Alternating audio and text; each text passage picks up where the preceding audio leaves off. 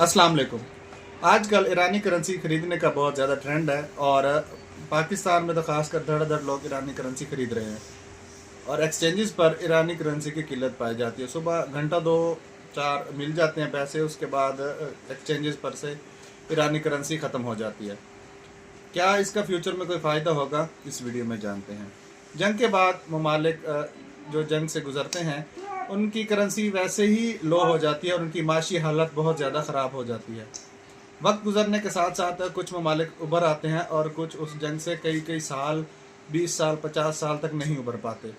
क्या ईरान इससे उभर पाएगा? लोगों का ये मानना है कि जंग के बाद जब इनसे पाबंदियाँ हट जाएंगी, अपना हरमस पर शायद इनका कंट्रोल रहे और कुछ टैक्स वगैरह लें और इन तेल इनकी जो बिकना शुरू हो जाए तो इनकी जो माशी हालत है वो उसमें सुधार आ जाएगा।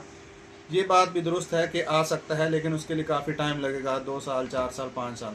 तो एक लंबी इन्वेस्टमेंट हो सकती है, लेकिन ऐसा नहीं है कि अगर कुछ लोग सोच रहे हैं कि अब वो ख़रीद लेते हैं तो 2-4 महीने बाद उनमें जो एक ईरानी रियाल है वो 1 रुपये के बराबर हो जाएगा, तो ऐसा बिल्कुल नहीं है। ये एक रिस्क है, लेकिन ये है कि अगर आप इन्वेस्टमेंट करना भी चाहते हैं तो थोड़ी बहुत कर लें, 2-4 करोड़ लेके रख लें, ताकि आपको कल को अगर बढ़ भी जाती है तो आपको अफसोस ना हो कि हमने नहीं ली। लेकिन ज़्यादा इन्वेस्टमेंट जो लोग कर रहे हैं, 2-4 लाख रुपए की करेंसी ख़रीद के रख रहे हैं या ज़्यादा रख रहे हैं, तो उसका मेरा ख्याल है कि इतना रिस्क नहीं लेना चाहिए।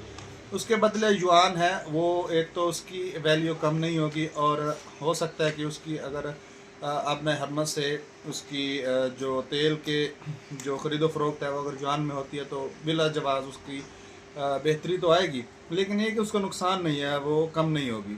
तो इस हवाले से आपका क्या कहना है, कमेंट में अपनी राय से बता करें।